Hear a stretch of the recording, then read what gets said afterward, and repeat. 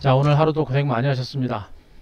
시장이 최악의 상황에도 어느 정도 제가 대비를 하고 있음에도 불구하고 그 흐름이 생각보다 좀 빨리 다가와서 여러분들도 많이 힘드실 것 같고 또 실망들 하셨을 것 같습니다. 예, 어서 오세요. 자, 그러나 너무 실망하지 마시고요. 주식은 항상 실망스럽고 답답할 수 있는데 주식은 대응의 영역입니다. 대응을 하셔야 돼요. 이 시장이 꺾이는 장이면 현금을 하든 내지는 곧버스를 매수하든 대응을 해야 됩니다. 또 시장이 살아난다고 한다면 또 저가 매수의 기회가 되겠죠. 시장이 떨어졌다라 그래서 실망만 할 필요 없고 또 올라간다 그래서 흥분할 필요도 없습니다. 항상 대응을 해야 돼요. 대응을 해야 됩니다. 살 것인지 팔 것인지 들고 갈 것인지를 결정을 하고 거기에 맞춰서 대응을 해야 결과가 나오는 겁니다. 그러니까 너무 시장에 대해서 불안해하거나 공포스러워하거나 하지 말고 앞으로 시장이 어떻게 움직일 것인가를 분명히 판단하고 거기에 맞춰서 대응하실 것을 여러분께 말씀드리고 오늘 제가 방송 나가는 날이죠. 그래서 방송 나가는 날은 지금 애지간하면 무방을 좀 안 하려고 좀 생각을 하고 좀 쉬면서 하려고 했는데 이렇게 또 장이 또 안 받쳐주네요. 여러분들 많이 힘드실 것 같아서 오늘 무방 진행하고요.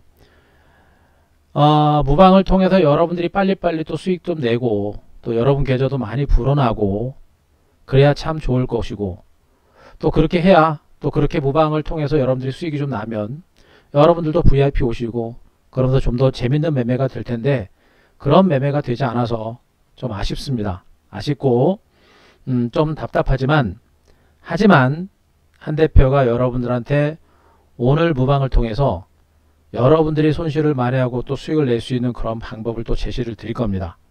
포기하지 마시고요. 주식은 포기하는 순간 아무것도 없습니다. 노력하시고 거기에 맞춰서 대응을 할 때 좋은 결과가 나올 거고요. 지금 당장은 힘들지만 그러나 지금 2월입니다. 지금 2월 달이에요, 여러분들. 지금 2월은 힘들지만 여러분들은 올해 연말 12월 달에 웃을 수 있는 그런 분들이 되셔야 돼요. 무슨 말인지 아시겠죠?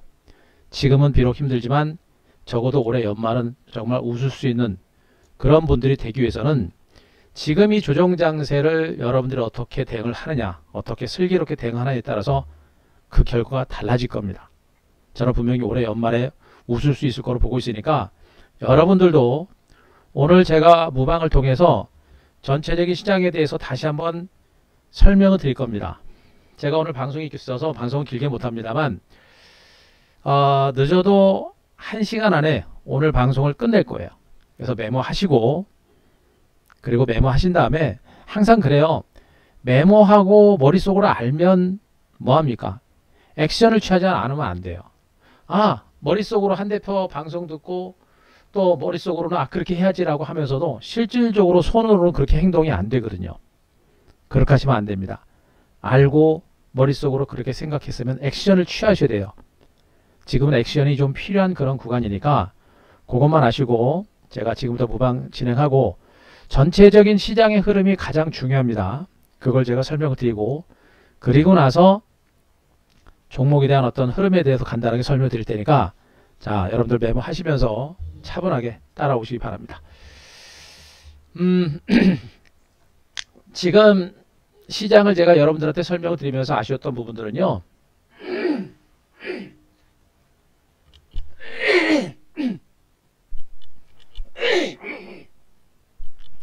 네, 죄송합니다.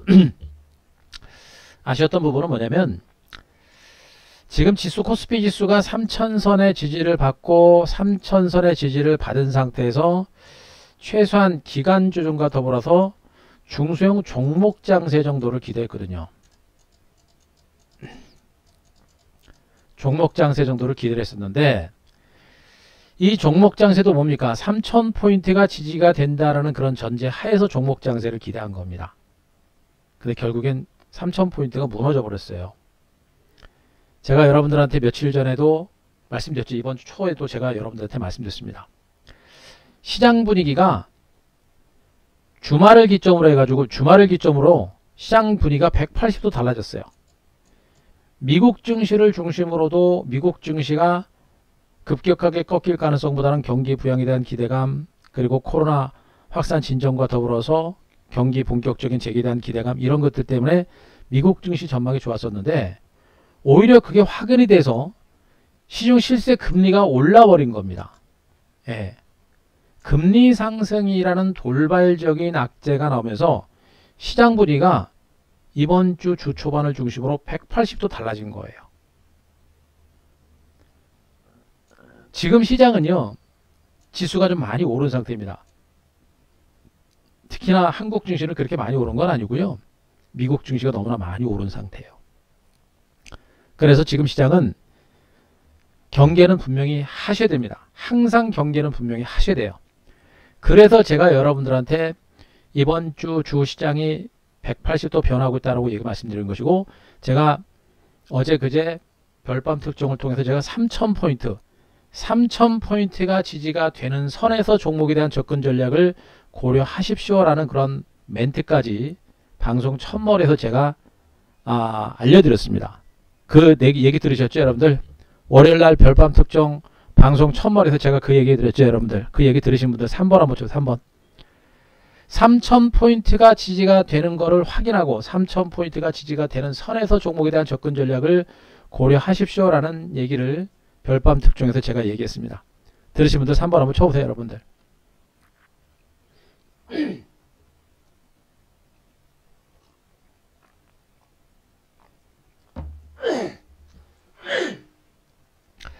예, 그래요. 고맙습니다.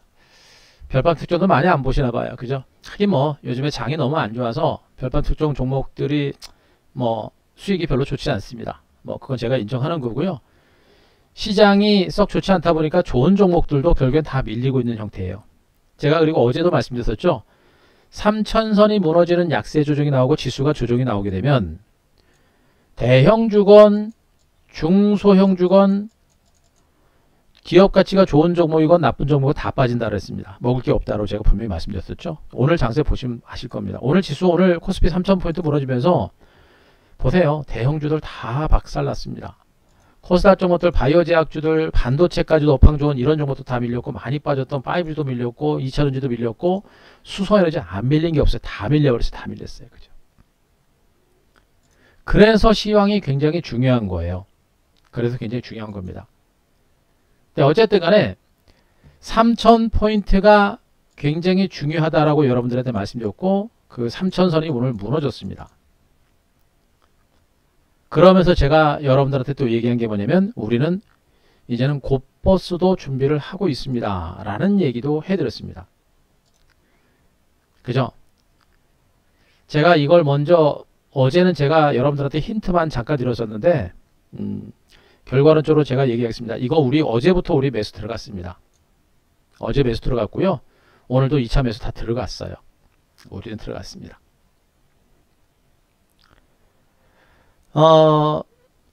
곧버스를 매수한 거는 굉장히 신중한 거예요. 뭡니까? 곧버스를 매수를 했다는 얘기는 지수의 하방으로의 방향 전환 가능성을 보고 매수를 한 겁니다. 그러나 아직까지는 풀베팅을 하지는 않았어요. 무슨 얘기예요? 아직까지는 이 장이 본격적으로 하락할 것이다라고 판단하기는 조금 이른 감이 있고요. 그렇다고 지금 당장은 치고 가기는 좀 어려운 장세가 지금 만들어졌습니다. 그래서 곧버스를 일단 매수를 한 거예요. 지금부터 잘 들으세요. 시장의 방향에 대해서 지금부터 설명을 드릴 겁니다. 앞서 언급드렸듯이 3,000포인트가 그만큼 중요하다라고 제가 여러분들한테 얘기를 했었고, 그 3,000포인트가 살짝 깨졌습니다. 살짝 깨졌는데 이게 완전히 깨진 건 아니에요. 일시적으로 깼다가 올라가는 경우도 비일비재하기 때문에 내일 국내 증시가 굉장히 중요합니다. 그리고 오늘 저녁에 미국 뉴욕 증시도 굉장히 중요해요. 특히나 이번 주하고 다음 주 초반까지 제일 중요한 게 미국 증시입니다. 한국 증시는 억울해요, 여러분들. 한국 증시는 억울합니다. 별로 오른 거 없어요. 국내 증시는 여전히 기업들의 실적 전망 좋고 추가적인 상승에 대한 기대감이 굉장히 큰 겁니다. 아시다시피 삼성전자나 하이닉스 같은 이런 종목군들은 업황 전망 자체가 너무나 좋은 종목군들이에요. 오늘 지수가 이렇게 밀렸어도 삼성전자 별로 안 밀렸죠. 하이닉스 뭐 약밥 정도밖에 안 밀렸습니다. 업황 전망이 너무나 좋아요. 그래서 한국 증시가 대대적으로 무너지거나 대폭락 장세가 나올 가능성은 그렇게 높지는 않아요. 그죠? 그리고 한국 증시는 그렇게 저평가됐고 실질적으로 무려 10여년 기간 동안 기간 조정 보이고 나서 이제 한 번 올라간 정도거든요. 굉장히 억울한 겁니다. 그러나 어쩔 수 없어요. 왜? 한국 증시는 결국에 미국 증시하고 동조할 수밖에 없겠고 글로벌 증시가 미국 증시를 따라갈 수밖에 없는 그런 상태가 진행이 되는 겁니다. 자, 우리 증시가 좀 억울하다라고 제가 말씀드렸던 이유가 있어요, 여러분들. 미국 뉴욕 증시 보세요, 여러분들. 미국의 나스닥 지수는 지난 2008년 미국의 서프라임 사태가 진행되고 한 1년 빠지고 나서 무려 12년 동안 증시가 대폭등이 납니다. 무려 1000% 가까운 폭등세가 납니다. 그죠? 1300%, 1400%네, 그죠? 미국 증시는 무려 12년여 기간 동안 1300%, 1400%라는 폭등이 나온 겁니다. 근데 한국 증시는 월봉 보시면 미국의 서프라임 사태가 진행이 되고 나서 제자리까지 한번 왔죠.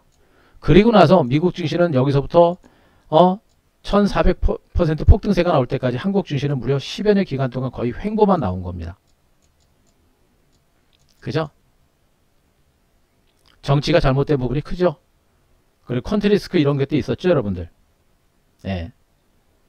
그나마도 2017년에 본격적인 강세장이 나오려고 했는데 이때 또 어땠습니까? 문재인 정부의 최저임금 인상, 그리고 주 52시간 근무, 플러스 뭡니까? 미중 간의 무역 분쟁.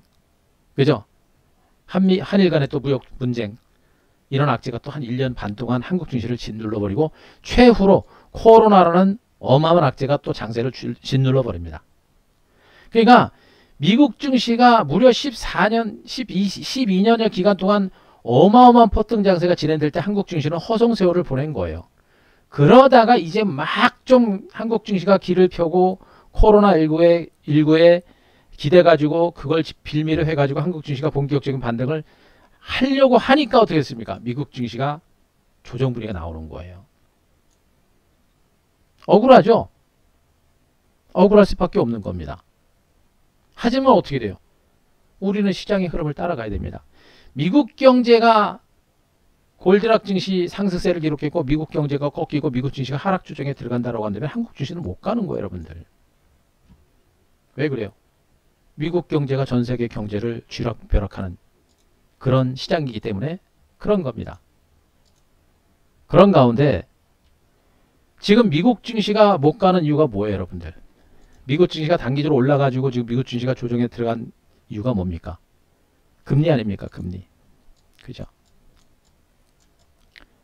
채권 금리가 상승세를 계속해서 이어가고 있습니다. 잠시만요.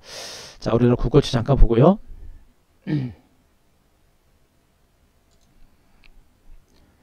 자, 아직 국고치 금리 아직 안 나왔네요.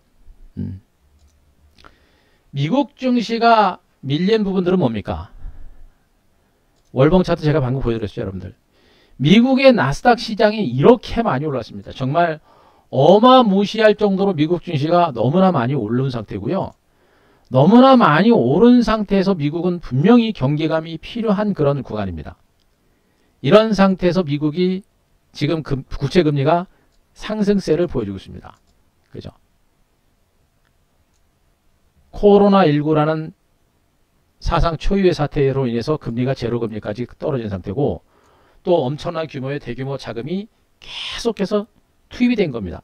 그런 가운데 바이든 정부가 들어서면서 1조 9천억 불 규모의 대규모 경기 부양 대책도 준비 중인 겁니다. 금리가 올라갈 수밖에 없는 여건들이 만들어진 겁니다. 그죠?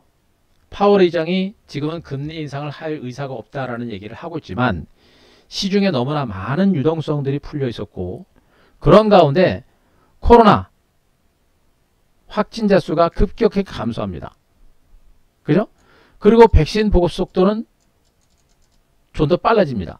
코로나19 확진자 수는 더욱더 감소할 수밖에 없는 것이고 코로나19 확진자 수가 감소하게 되면 어떻게 됩니까? 세계적인 경제 재기는 좀 더 속도를 가속할 수밖에 없겠죠, 여러분들. 전 세계가 경기 회복에 따라서 경기 회복이 가속화되게 되면 어떻게 됩니까? 금리 인상은 지금 당장은 미국이 연준이 금리 인상을 안 한다고 하더라도 시중 실세 금리는 인상될 수 있는 그런 가능성이 높은 거예요. 이 악재들을, 이 변수들을 전 세계 투자자들은 다 알고 있는 겁니다. 더군다나 이미 여기서 코로나19 이후에 급락 후에 여러분들 보세요. 코로나19 이후에 증시가 이렇게 많이 올랐죠, 여러분들. 이게 뭐예요, 여러분들? 이게 경기 회복 기대감, 경기 회복 기대감을 가지고 이미 오른 거예요. 그죠? 그리고 백신 보급에 따라서 경제 재개에 대한 기대감, 이런 것들도 부각이 된 겁니다. 코로나19를 백신을 만들면서 코로나19를 잡을 수 있다는 기대감에 의해서 증시가 이만큼 올라간 거예요. 재료가 이미 선 반영이 된 겁니다. 추가적으로 올라가려면 금리가 안정이 되고 좀 더 강력한 경기 부양책과 더불어서 금리가 안정된 상태에서 경기가 살아나야 돼요. 그런데 지금 현재로서는 금리가 안정될 수 있을 것인지에 대한 의구심이 좀 큰 상태입니다. 그렇게 심리적으로 불안한 상태에서 오늘 무슨 일이 나타났습니까, 여러분들? 오늘 중국 증시가 밀렸죠, 여러분들. 중국 증시가 1.9%가 밀렸고 특히나 홍콩 항생지수가 3%가 밀렸습니다. 지금 중국에서 중국과 그리고 이 중화권 국가를 중심으로 해서 유동성을 회수하려는 조짐들이 조금씩 나타나고 있습니다. 아시잖아요. 중국은 지금 코로나19를 대처를 어느 정도 잘 해놓은 상태이고 그동안 자금을 많이 풀어낸 상태입니다. 이런 상태에서 여기다가 자금을 더 풀기보다는 자금을 좀 줄이려고 하는 노력이 지금 진행이 되고 있는 거예요. 중국을 중심으로 해서 최소한 자금을 풀려는 조짐이 일단은 없다라는 게 일단 부담으로 작용하고 있는 건데 저는 중국이 자금을 회수까지는 하지는 않을 거를 일단 보고는 있습니다. 그러나 최소한 자금을 풀 가능성은 낮아요. 이 흐름이 다른 나라 국가들로까지 확산될 수 있는 가능성이 높아요. 금리 인상에 대한 경계감은 이제 도미노처럼 조금씩 다른 국가로 확산될 수 있는 그런 가능성이 좀 높아지고 있는 게 아닌가라는 그런 판단을 좀 하고 있는 겁니다. 지금 우리나라 국채금리 10년물 국채금리 수익률 그래프거든요. 밑에 보시면 금리도 그렇고 주가도 그렇고요. 시세라고 하는 것은 한번 만들어지게 되면 그 방향성을 가지고 있습니다. 그 방향성을 가지고 움직이죠. 오히려 시간이 지나면서 금리 인상 속도가 좀 더 가속화되고 있습니다. 기준금리 인상은 지금 당장은 하지 않는다고 하더라도 시중 실세금리가 지금 인상되는 조짐이 분명히 나오고 있는 거예요. 그죠? 이게 지금 시장에서는 상당한 부담으로 작용을 하고 있는 겁니다. 만약에 제가 걱정하는 건 뭐냐면 지금 미국 증시가 월봉을 보시게 되면 정말 말 그대로 어마무시하게 미국 증시가 올라가 있는 상태입니다. 그죠? 너무나 많이 올라갔죠. 다우지수도 마찬가지입니다. 다우지수도 마찬가지고 S&P 지수도 마찬가지입니다. 말 그대로 골드락 증시가 나타났었고 어마어마하게 시세가 나타났고 엄청나게 시세가 나타난 상태에서 어마무시한 자금을 풀었고 그 어마무시한 자금들이 지금 금리를 땡기고 있고 1조 9천억 불 규모의 경기 부양 대책까지 부양이 되게 되면 금리 인상에 대한 우려감들은 분명히 더 커질 수밖에 없어요. 또 한 가지는 뭐냐면 일단 여기서 미국 증시가 올라갈 만한 요인들이 별로 없습니다. 올라갈 만한 요인들이 없어요. 이제 1조 9천억 불 규모의 경기 부양 대책은 이제 호재가 아니라 오히려 증시에 부담을 주는 그런 변수로 등장을 한 겁니다. 코로나19 백신이 보급이 되면서 우리나라도 이제 이번 주 말부터 본격적인 백신 접종이 시작되죠. 전 세계적으로 백신 접종이 시작이 되고 그리고 코로나19 확진자 수가 크게 감소하고 있는 부분들은 분명히 좋은 신호입니다. 분명히 좋은 신호예요. 하지만 그건 역시도 본격적인 경기 회복에 대한 신호로 알려지면서 금리 인상에 대한 우려감을 키우고 있는 그런 상황이라고 보시면 되겠죠, 여러분들. 결국에 지금 시장은 금리를 크게 진정시킬 수 있는 그런 재료가 나오기 전까지는 증시 상승세가 지금으로서는 크게 나오기는 어렵다라는 그런 판단이 되는 거예요. 그렇게 되면 어떻게 돼요, 여러분들? 지금은 지수 상방을 보고 대응하는 것은 이제는 좀 자제를 하시는 게 필요할 것 같습니다. 실망하지 마시고 아쉬워하지 마시고요. 저는 있는 그대로 말씀드립니다. 예. 전문가 입장에서 여러분들한테 증권시장 좋다라고만 얘기하면 안 되잖아요. 그럼 여러분들이 나중에 크게 후유증이 나올 수 있잖아요. 그죠? 저는 그동안 시장이 살아난다 좋다라는 얘기 해드렸었고요. 여기서부터 폭락장세가 나올 때마다 저는 V자 반등 얘기하면서 여기까지 3000선 올라올 때까지 시장에 대해서 부정적인 얘기를 한 적이 한 번도 없습니다. 거의 없어요.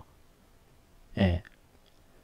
그런 상태에서 제가 여기서 처음으로 시장에 대해서 여러분들 경계감을 좀 가지십시오라는 얘기를 오늘 처음으로 하는 겁니다. 전문가라고 여러분들한테 맨날 뭐 용기만 주는 그런 얘기를 하면은 그게 나중에 여러분들 손실로 갈 수 있잖아요. 저는 전문가지만 그건 아니라고 봐요. 여러분들이 지금 여기서 살아나야 여러분들이 여기서 현금을 만들고 여러분들이 앞으로 장세에서 손실이 적거나 손실이 없어야 여기서 살아남아야 나중에 한 대표가 이 조정장세가 나오고 나서 나중에 장세가 살아날 때 여기서 기회가 났을 때 여러분들도 기회를 같이 잡을 수가 있는 겁니다. 일단 여러분들은 여기서 뭘 해야 되냐면 공격적인 배팅은 자제하시고 일단은 방어적인 전략으로 전환을 해라라는 얘기를 합니다. 여기서 얘기하는 방어적인 전략이라는 얘기는 적극적인 주식 매수는 일단 유보를 하고 지수 상방으로 보는 그런 매매는 일단 자제를 해라라는 얘기를 하는 것이고 일부 현금 비중은 확보를 해두는 전략이 필요하다는 얘기를 하고 있는 겁니다. 아셨습니까?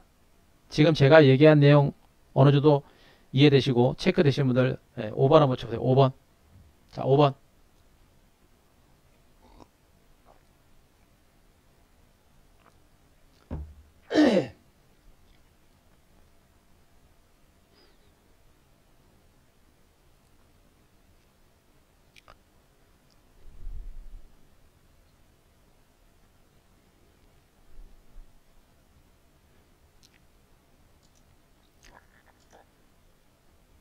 그죠? 이해되셨죠?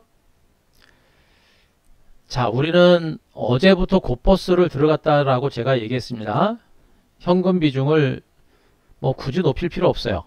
예, 우리는 곧버스를 이미 어제부터 매집을 시작을 했습니다. 예, 우리는 곧버스 어제부터 매집 시작했어요. 네, 제가 얘기했잖아요. 한 대표는 장이 올라갈 때는 주도주를 가지고 승부를 걸지만 주도주를 가지고 승부를 거는 사람이고 장이 꺾이는 장세에서 뭐라 했습니까? 인버스, ETF죠. 그래서 제가 우리 회원님들 지금 ETF 매매를 하기 위해서 이미 교육 다 받으라고 했고 다 받으셨고요. 그리고 신규 회원님들도 또 저희 VIP방에 오실 분들도 ETF 교육을 여러분들 거래 증권사에 전화하셔가지고 1시간 정도 컴퓨터로 교육 받으시면 됩니다. 그럼 바로 ETF 매매할 수 있어요. 특히나 곧버스, 인버스. 지금 장은 만약에 지금 장이 꺾이는 장이라고 한다면 곧버스, 인버스 쪽으로 공략하면 됩니다. 특히나 곧버스 같은 인버스 상품들은요. 얘네들은 뭐예요? 기업이 아닙니다. 얘네는 그냥 하나의 상품이에요. 상품. 상품입니다. 기업이 아니기 때문에 실적 필요 없어요. 실적이 좋으니 이런 거 필요 없고요. 뭘 하는 회사인지 이런 거 알 필요 없습니다. 그리고 업황이라든가 이런 거 필요 없어요. 그죠? 뭘만 안 됩니다. 뭘만 보면 돼. 뭘만 알면 됩니까? 시장의 방향성만 하면 돼요. 방향성. 그죠? 부도날 염려가 없어요. 부도날 염려가 없거나 상폐될 염려가 없습니다. 어떻게 됩니까? 곧버스라든가 인버스 같은 종목들 그리고 레버리지 같은 ETF 상품은 어떻게 됩니까? 선택과 집중할 수 있습니다. 전체 투자 자금의 50에서 100%까지 몰빵해도 되는 종목이에요. 안전하다는 얘기예요, 여러분들. 그죠? 이렇게 그런 종목을 중심으로도 방향성을 가지고 대응할 생각들을 하셔야 되는 겁니다. 분명히 제가 말씀드렸어요. 지금 이 시장은 3천선이 지지가 되는 선에서는 아직은 지레짐작 먼저 가서 무서워할 필요 없습니다만, 그러나 3천선이 무너지는 흐름이 나올 때는 현금 비중 30%는 유지하고 그리고 방어적으로 해라. 그러면서 곧버스라든가 인버스에 대한 관심도 가지고 우리는 분명히 장이 안 좋을 때는 곧버스 인버스를 매매한다라고 제가 여러분들한테 얘기를 했습니다.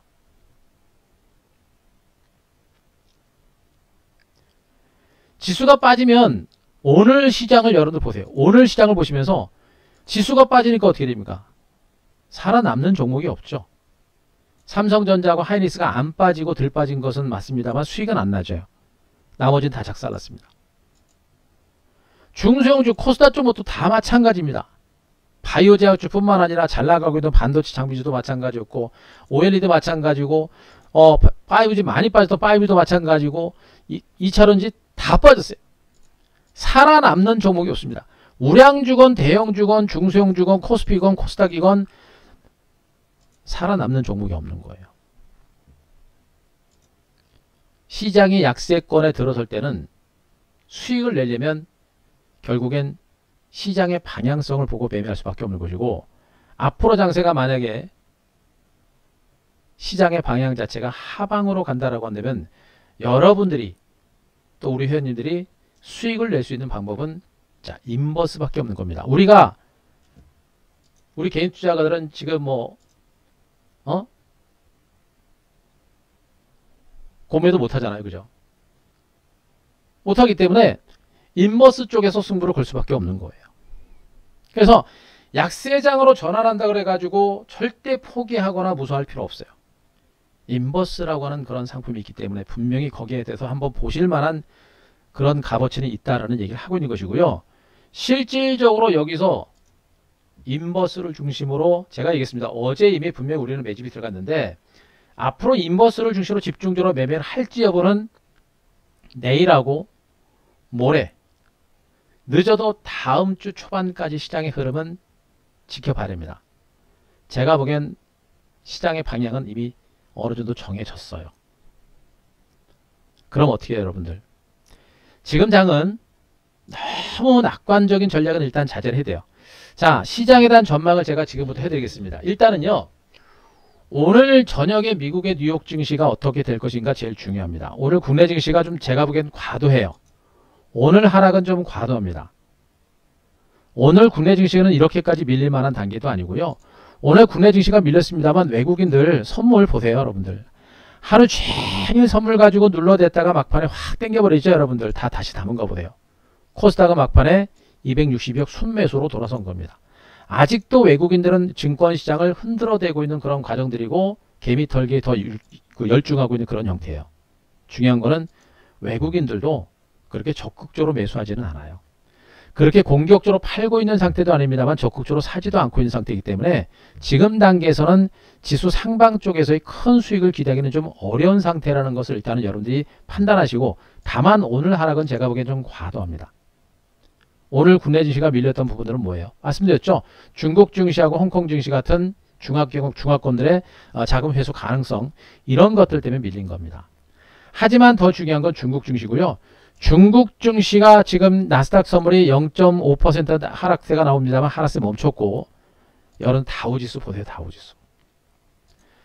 다우지수가 안 빠지고 있다는 얘기는 뭐냐면 미국 증시가 최소한 폭락 가능성은 높지 않다라는 것을 일단 보여주고 있는 겁니다. 물론 다우지수가 오늘 저녁 이후에 주가가 급락이 나오게 되면 분위기는 또 완전히 달라질 겁니다.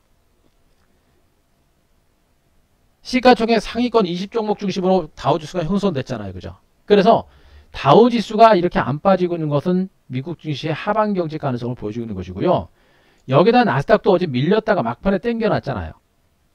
제가 지금 빨간색 라인 13,000 적어놨죠, 여러분들. 이 13,000포인트가 미국의 나스닥 지수의 흐름에 있어서 중요합니다.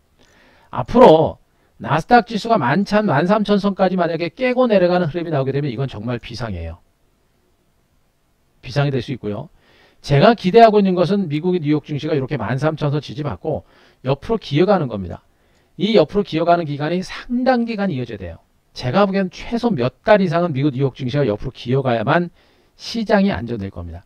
제일 좋은 시나리오가 이거예요. 미국 증시는 지금 올라가도 매물을 두드러 맞습니다. 올라갈 때마다 매물을 두드러 맞을 수밖에 없는 것이기 때문에 미국 증시는 올라가도 좋은 거 없고 올라가기도 쉽잖아요. 올라가려면 이 구간에서 상당 기간 동안 기간 조정이 나오고 나서 나중에 올라가야 됩니다. 금리가 충분히 안정되고 미국 경제, 전 세계 경제가 과열이 좀 진정되고 그런 다음에 올라갈 수 있어요.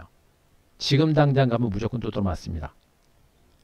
제일 좋은 시나리오는 나스닥을 중심으로 13,000선 지지를 받고 옆으로 기어가는 겁니다. 근데 나중에 나스닥이 13,000선이 깨지게 되면 다우지수도 이 밀집대를 깰 겁니다. 31,000선 이 밀집대를 깨고 내려갈 수 있는 가능성이 있어요. 그거는 분명히 우리가 경계를 해야 되는 그런 상황이고 S&P 500 지수도 어떻습니까? 어쨌든 간에 단기적인 상승 탄력은 분명히 떨어진 거예요.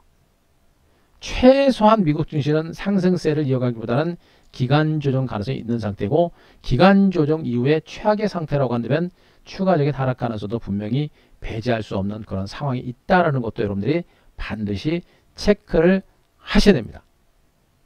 꼭 보셔야 돼요.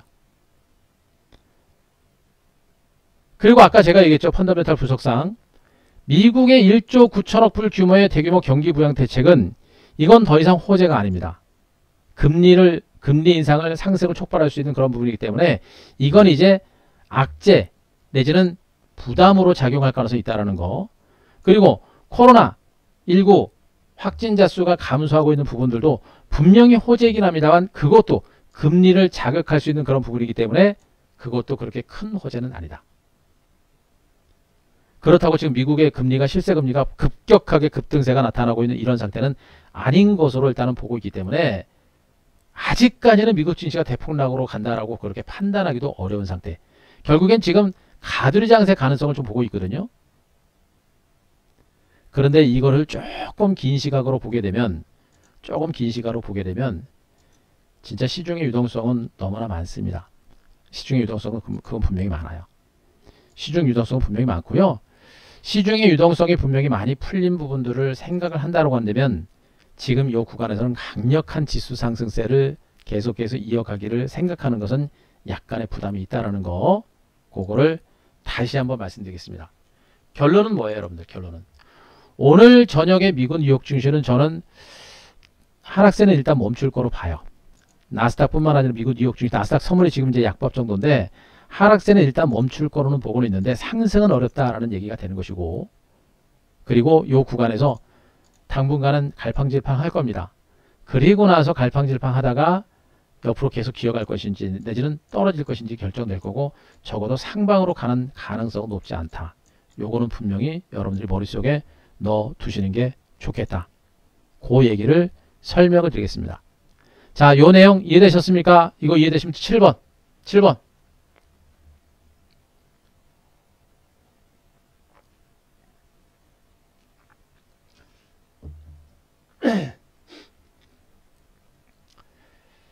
자, 중요한 내용이에요. 중요한 내용이니까 꼭 체크하시기 바라고요. 이해되시면 7번을 쳐보시고 실망하지 마세요. 실망하실 거 없어요. 실망하실 거 없고 앞으로 장세는 종목 장세가 될 수 있는 가능성도 분명히 있고요. 이 장이 무너진다라는 관점보다는 쉬어간다라고 하는 그런 관점을 아직은 보실 만한 단계예요. 무너진다라는 관점보다는 쉬어간다. 기간 조정이 좀 더 이어진다라는 그런 관점으로 보시는 게 좋겠고, 다만 이 기간 조정이 이렇게 기간 조정이 나오고 나서 조금 빠졌다가 다시 올라가는 이런 기간 조정이 될 것인지 내지는 좀 더 하락세가 나올 것인지는 그거는 나중 얘기가 되는 겁니다.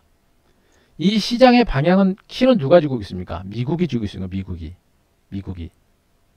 그래서 인플레가 얼마나 강력하게 진행이 될 것인지는 그거는 나중에 봐야 되는 것이고요. 인플레가 정말 강력하게 진행이 된다라고 한다면 미국의 하락세가 좀 더 심하게 진행될 수 있겠습니다만 과거에도 미국 증시는요. 조정이 받더라도 조정이 그렇게 깊지가 않아요. 조정이 깊지가 않습니다. 중간중간에 뭐 돌발 악재라든가 또 금융위기라든가 이런 악재가 있을 때 주가가 많이 빠졌던 부분들이 있었고 실질적으로 그런 부분들은 별로 없어요. 그러니까 조정이 나오더라도 그렇게 뭐 어마어마한 폭락 조정이 나오는 그런 경우는 많지 않습니다. 그만큼 미국은 선진 금융기법이 워낙에 많아서 지금 이 과열된 미국 경기를 시킬 수 있는 그런 방법들이 생각보다 많아요. 그래서 너무 막연한 공포를 가질 필요는 없습니다만 일단은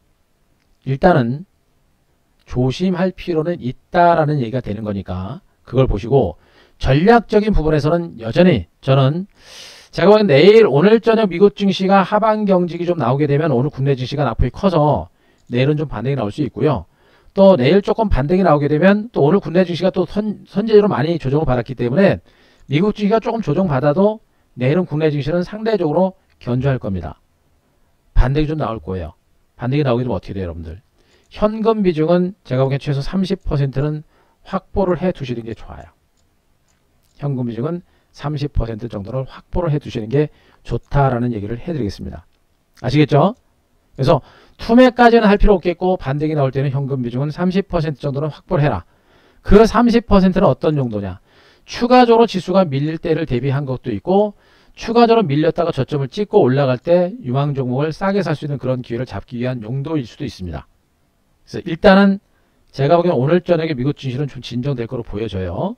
그렇게 되면 내일은 좀 반등이 나올 거고 반등이 나올 때는 일단 현금을 조금 확보해두는 그런 전략으로 대응을 하자. 이렇게 정리를 드리겠습니다.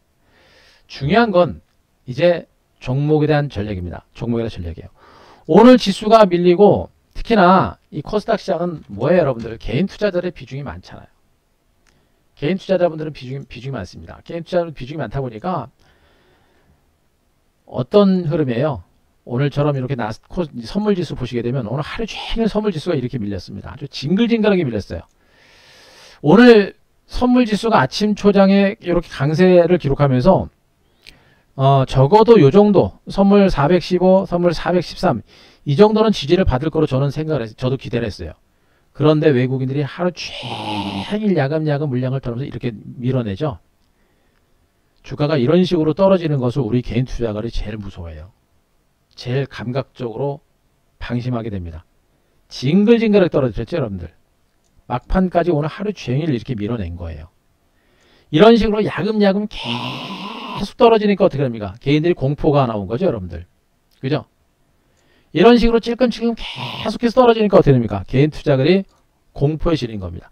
그래서 개인 투자자들, 개인들의 비중이 많은 코스닥 종목들이 상대적으로 많이 밀린 것으로 보시면 돼요. 근데 제가 얘기했잖아요. 코스닥 시장은 코스피 대비 변동폭이 크다라고 제가 얘기했죠. 코스피, 코스닥의 흐름 제가 했습니다. 얘가 코스피 지수죠. 코스닥은 어때요? 코스피보다 늦게 빠져서 많이 빠지고 그리고 올라갈 때도 많이 빠진 상태에서 많이 올라간다고 그랬습니다. 코스닥은 변동성이 크다라고 제가 얘기했잖아요. 그죠?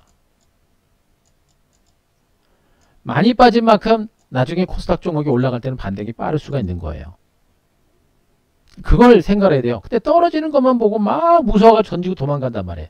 그러지 말고 변지고 도망가지 말고 반등 나올 때 반등을 위해서 물량을 털어내는 그런 관점으로 보시는 게 좋겠고, 자, 코스닥이 문제가 뭐냐면 지금 바이오제약주들이 문제예요. 제가 여러분들 시젠 같은 종목들 원래 엄청난 실적이 좋은 종목이지만 제가 한 큐에 한 큐 얘기하면서 여기서 계속 여러분들 매도 신호 말씀드렸었죠. 진단 기도 관련주들. 얘네들 때문에 나중에 시장이 힘들 거다라는 얘기도 분명히 해드렸습니다. 그죠? 네. 자, 무너지는 거예요, 이렇게. 이런 식으로 무너지는 흐름이 전개가 되고 있는 그런 상태고요. 결국엔 코로나로 인해서 수혜를 받았던 종목이 백신이 남들어지고 코로나19 확산세가 진정이 되면서 얘네가 오히려 지수 반등에 제동을 걸고 있는 이런 형태가 되고 있는 겁니다. 그러니까 코스닥의 시가총액 상위 종목이 바이오제약주 아니에요. 얘네들이 밀리고 지수가 밀리니까 이제는 반도체 쪽으로도 그리고 나머지 섹터를 중심으로도 다 지금 매물이 나오고 있는 이런 형태가 되고 있는 겁니다. 그죠? 중요한 건 뭐예요, 여러분들? 일단 코스닥 시장도 전체적인 시장 흐름 자체가 안정되고 시장이 살아날 때까지는 코스닥 종목군들도 큰 시세를 기대하기는 조금 어려운 상태예요. 그래서 저는 코스닥 종목들도 뭐 이제는 반도체도 어쩔 수 없습니다. 뭐 삼성전자나 하이닉스가 좋기는 한데 얘네가 다시 가려면 저는 시장이 시간이 좀 많이 걸릴 거로 보고 있고, 반도체 장비주들도 다시 가더라도 쉬어가는 과정으로 보시면 돼요. 저는 얘네를 여러분들이 코스닥 종목을 투매하고 이런 전략까지 저는 제시하고 있지 않습니다.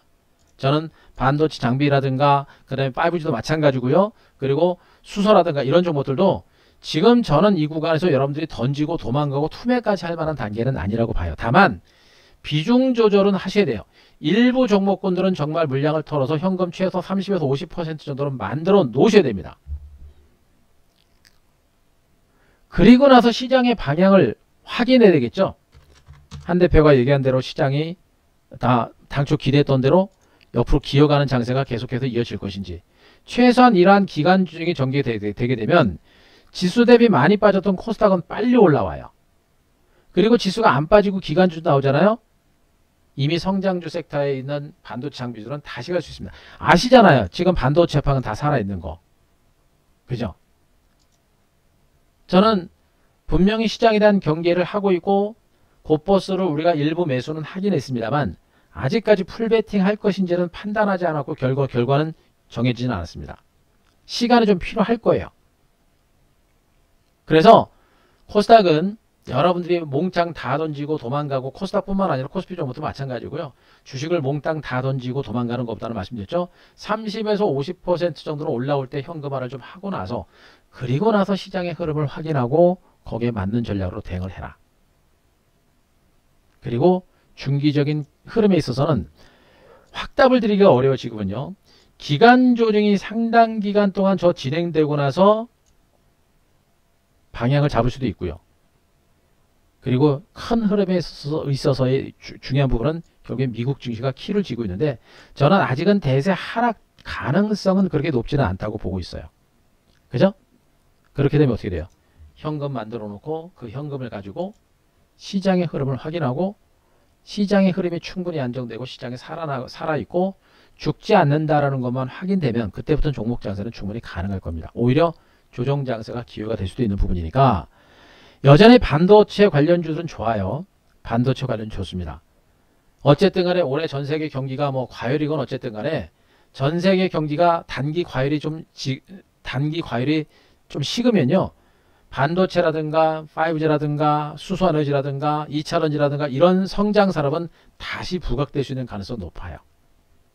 그래서 단기 관점에서는 리스크 관리를 하시되 중장기적으로는 분명히 이들 섹터들을 중심으로 다시 한번 기회를 잡는 그런 전략이 필요하겠고, 큰 흐름에 있어서 만약에 시장이 꺾인다라고 한다면 어떻게 됩니까? 말씀드렸습니다. 곧버스, 인버스, 레버리지 보시라 라고 말씀드렸죠. 인버스. 지금 이 인버스는 얘는 상품이라고 했습니다. 상품. 그래서 지수 흐름 방향만 알면 돼요. 말씀드렸죠. 한 대표는 전반적인 큰 시장의 흐름을 보고 매매를 하는 사람이기 때문에 기업 ETF 상품들은 기업 내용, 재무구조, 실적, 그리고 성장성 이런 거 필요 없습니다. 시장의 방향만 알면 돼요. 그런데 이 인버스라는 종목은 뭐예요, 여러분들? 지수가 빠질 때 올라가는 종목이에요. 더군다나 곱하기 2입니다. 아마 지금 인버스를 가지고 있는 분들이 이제 좀 마음이 좀 편해지시지 않았을까라는 생각인데 너무 낙관하지는 마세요. 이게 시세가 얼마만큼 갈지는 아직은 몰라요. 하지만 중요한 부분들은 일단 바닥 가능성은 높다라는 거. 바닥 가능성이 높다라는 것이고요. 바닥 가능성이 높은 상태에서 어느 정도의 반등 가능성은 있습니다. 그거는 있어요. 그래서 앞으로 장세가 꺾인다, 대세 하락으로 간다라고 한다면 앞으로 인버스에서 대박이 터질 수 있는 그런 가능성도 있으니까 그것도 여러분들이 충분히 아시고 시장에 대응을 하셔도 무방하다라는 점을 말씀드립니다. 저는 분명히 이 곧버스라는 제품이, ETF라는 상품이 약세장에서도 우리 회원님들과 여러분들의 계좌를 분명히 불려줄 수 있는 그런 종목이다라고 보고 있기 때문에 이 종목은 항상 여러분들이 염두에 두시고 매매를 하셔라는 얘기도 아울러 참고로 드립니다. 그리고 마지막으로 일단 지수가 안정이 되게 되면 뭘 봐야 돼요, 여러분들? 제가 말씀드리고 있는 종목들이 뭡니까? 백신 수혜들이죠. 오늘 파라다이스를 비해서 GKL 강원랜드가 갔다가 다 밀려버렸죠. 그리고 항공주들과 여행주들도 모두가 동반 상승세를 기록을 했다가 모두가 이제 밀리는 그런 흐름이 나타났죠.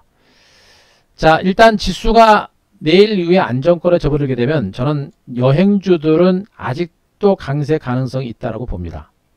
하나투어, 모두투어, 참여운여행, 레드캡투어 같은 이런 여행주들 있죠. 얘네들 반등 가능성이 있다고 봐요. 일단 지수가 안정이 되면, 지수가 안정이 된다는 그런 전제입니다. 지수가 안정이 되게 되면 얘네들은 어떻게 됩니까? 지금 영국을 중심으로 해서 전 세계가 여행 재개를 준비를 하고 있죠. 여행을 재개하려고 하는 그런 꿈을 꾸고 있고, 실질적으로 영국에서 항공권 예약이 폭주를 하고 있는 것으로 전해지고 있습니다. 그래서 시장이 안정되게 되면 이 여행주들의 반등 가능성이 있기 때문에 여행주들에 대한 관심은 아직은 이어가야 되고, 마찬가지로 카지노 관련주들 어떻습니까? 역시 지수가 안정권에 접어들게 되면 얘네들도 반등할 수 있는 그런 가능성은 분명히 있는 거니까 이쪽도 보자라는 거 말씀드립니다. 그리고 면세점 관련도 보겠는데, 저는 뭐 여행주들하고 카지노 관련주 보시면 될 것 같고요. 또 한 가지는 뭡니까? 자, 항공주들도 일단 같이 좀 보셔야 되겠죠. 항공주들도 그렇게 탄력적이긴 하십니다만, 항공주들도 진에어가 이제 엄청나죠, 여러분들. 항공주들도 분명히 그렇게 될 수 있는 가능성이 있으니까 그것도 보시기 바라고. 자, 지수가 안정이 되게 되면, 지수가 하방 경직이 나고 지수가 안정되고 지수가 안 빠지면 어떻게 됩니까? 경기 민감주 쪽에 대한 시장의 관심이 높아지고 있죠. 자, 그 중에서 저는 뭘 얘기하고 있습니까? 보험주 얘기했습니다. 보험주. 그죠? 현대해상, DB손보, 메리츠화재를 여러분들한테 얘기하고 있는데, 얘네들은 뭐예요? 금리 인상에 따른 수혜주로 부각될 수 있는 종목들입니다. 그래서 내일 이후에 가장 중요한 게 지수예요. 지수. 경계감이 분명히 있는 시장이고 경계는 분명히 해야 됩니다만, 그래서 반등 나올 때 현금은 일단 30% 정도는 유지하시되, 그렇다고 장이 완전하게 무너질 것인가 라는 부분들은 좀 더 지켜봐야 된다. 그리고 지수가 안정권에만 접어들게 되면 일단은 이런 금리 인상 수혜주들, 그리고 백신 보급에 따른 경제 재개에 따른 수혜주들, 여행 재개, 그리고 백신 수혜주들, 이런 종목들 보시고요. 걔네들이 어느 정도 올라가고 시장이 좀 더 충분하게 안정이 되게 되면 어떻게 돼요? 그때는 또다시 반도체라든가 또 OLED라든가 2차전지라든가 5G라든가 수소라든가 이런 종목들이 다시 움직일 수 있는 가능성이 큽니다. 결론은 내일 이후 시장이 충분히 안정되느냐 아니면 추가적인 하락 장세를 보이느냐, 이게 그게 제일 중요하기 때문에 이번 주와 다음 주 초반까지 지수 흐름을 분명히 시장이 충분히 안정됐는지, 그리고 시장이 무너지는 조짐이 나오는지 그 흐름을 반드시 하시고 그 흐름에 맞춰서 종목에 대한 전략을 펼쳐야 된다 라는 얘기를 마지막으로 말씀을 드리도록 하겠습니다. 지금 제가 설명드린 내용들 충분히 이해되셨죠, 여러분들? 뭐 너무 세세하게 다 말씀드렸기 때문에 이해되실 겁니다. 제가 말씀드린 내용들 충분히 이해되신 분들 1번 한번 보셔서 1번 다 쳐보세요. 굉장히 중요한 내용이에요. 오늘 헷갈리면 오늘 녹화 내용 반복해서 들으시고요. 이거 아셔야 돼요. 지금은 여러분들이 내 종목 하지만 지수의 방향에 따라서 여러분들의 계좌 색깔은 분명히 달라질 겁니다. 아시겠죠? 제가 얘기한 내용들 충분히 이해되시면 1번 한번 보세요. 1번.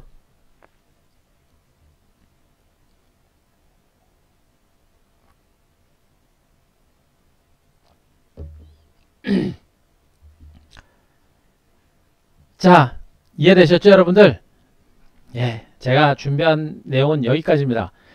짧지만 여러분들이 지금 많이 힘든 상태이기 때문에 제가 충분히 설명을 드렸어요.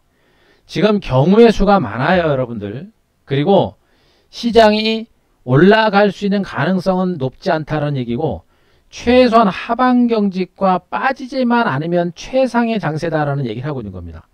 그리고 빠질 때도 분명히 대비할 수 있는 종목이 있다라고 제가 분명히 말씀드렸으니까, 이 장은 오히려 어차피 상방으로는 많이 못 가기 때문에 뭐 레버리지나 이런 걸로 가지고 수익을 낼 수 있는 장은 아니에요. 하지만 만약에 빠지는 장세라고 한다면 분명히 더 큰 수익을 낼 수 있고요. 그죠? 지수가 빠지게 되면 뭡니까? 예, ETF 상품 가지고 우리가 충분히 수익을 낼 수 있는 것이고요. 빠지지만 않고 하방 경직만 나오고 기간 주종만 나오더라도, 시장의 안정만 되더라도, 제가 지금 보고 있는 게 이 기간 주종, 상당히 긴 시간 동안의 기간 주종의 횡보 주종, 빠지지 않고 기간 주종만 나오더라도 분명히 백신 수혜주라든가 그 다음에 주도권의 반도체 장비주라든가 업황 호전주들 있죠. 그들 중소형주를 중심으로 분명히 큰 수익을 낼 수 있는 그런 장세가 나올 겁니다. 지수가 빠져도 큰 수익을 낼 수 있는 기회가 되는 것이고, 안 빠지고 기간주 종만 나오더라도 중소형주 종목, 중소형주를 중심으로 보세요. 여러분들 오늘 코스닥주부터 얼마나 많이 밀렸습니까? 중소형주를 중심으로도 기가 막힌 저가 매수의 기회가 될 수 있다라는 얘기를 여러분들한테 해드리고 있는 겁니다. 그죠? 일단은 반등 나올 때 현금은 좀 만들어 놓고, 그리고 이번 주라든가 다음 주까지 시장을 보고 시장이 방향을 딱 정했을 때, 떨어질 때, 옆으로 기어갈 때 여러분들이 무엇을 어떻게 해야 되는지에 대해서 제가 다 설명드린 거예요. 그죠? 그 정도면 충분히 여러분들이 시장에 대해서 이해하셨으리라 믿고 그렇게 잘 대응하시고요. 그래도 만약에 이 시장에 대해서 헷갈린다, 대응 못하겠다, 이러면 안 돼요. 여러분들, 제가 말씀했던 내용들을 충분히 인지하시고, 제가 보기엔 이 장은 이제 떨어지든 옆으로 기어가든 분명히 수익이 날 수 있는 장입니다. 이제 상방으로 올라가는 수익은 어려워요. 지수 상방으로 올라가는 수익은 어려워요. 그러니까 코스피 대형주를 중심으로는 순수익을 어렵습니다. 큰 수익을 어려워요. 이미 많이 올랐던 대형주를 중심으로는 큰 수익은 어려워요. 하지만 못 올랐고 소외됐던 중소형주를 중심으로 한 반등 가능성과 함께 지수가 하방으로 떨어질 때는 ETF 상품을 중심으로 충분하게 수익을 낼 수 있는 그런 장세가 나올 거로 보고 있으니까, 오히려 오늘 이 조정 장세가 기회의 장세가 될 것이다 라는 점을 마지막으로 강조를 드리겠습니다. 자, 이해되셨죠? 여러분들 잘 대응하시고 포기하지 마시고 힘들어하지 마시고 대응하면 돼요. 대응하면 됩니다. 정확하게 꼭지에서 주식 팔고 바닥에서 주식 못 사요. 그래서 지금 장세가 말씀드렸듯이 그런 시장의 흐름이기 때문에 대응을 하면 됩니다. 대응하고 나서 다음 기회를 잡으면 돼요. 저는 약간의 변동성과 약간의 출렁거림이 있겠습니다만 이 장은 분명히 또 하나의 기회가 될 것이다 라는 점을 여러분께 강조를 드리니까, 그 점 아시고 잘 대응하시고 여러분들 이 위기 기회로 잘 활용하셔서 좋은 결과 준비를 하셨으면 좋겠습니다. 됐죠, 여러분들? 자, 오늘 방송은 이 정도로 마무리하겠습니다. 힘든 장입니다만 화이팅 하시고요. 오늘 이 정도로 하고 꼭 잘 이겨내시고, 그리고 수익 내세요. 그리고 리스크 관리 잘 하시고, 그리고 수익 내시고, 그리고 나서 리스크 관리 잘 하시고 수익 내신 다음에, 그리고 나서 장 좀 안정되면 그때 VIP 오셔서 저하고 또다시 큰 수익 내면 됩니다. 여러분들, 자, 위기다라는 관점보다는 기회의 관점으로 지금 시장을 보자라는 거 제가 충분히 설명드렸으니까 꼭 이겨내시고, 한 대표 오늘 시황 얘기 이거 절대 대충 하는 얘기 아니에요. 반드시 공부하시고 새겨 들으시고 좋은 결과 만들어 내셨으면 좋겠습니다. 그리고 다시 한번 이 조정 장세를 기회를 활용하자라는 점을 마지막으로 설명을 드리도록 하겠습니다. 고생하셨고요. 꼭 잘 이겨내셨으면 좋겠습니다. 여러분들 오늘 제 방송이기 때문에 방송 이 정도 마무리하고요. VIP 얘기는 안 하겠습니다. 필요한 분들만 참고하시면 되고요. 위기가 아니고 기회의 관점으로 보자는 점 마지막으로 설명을 드리면서 오늘 마무리하겠습니다. 고생하셨습니다. 여러분들 힘들 내시고요. 그래요. 오늘 마무리하겠습니다. 자, 편안하게 쉬시고 여러분들 내일부터 다시 한번 화이팅 하세요. 자, 마무리하겠습니다. 고생하셨습니다.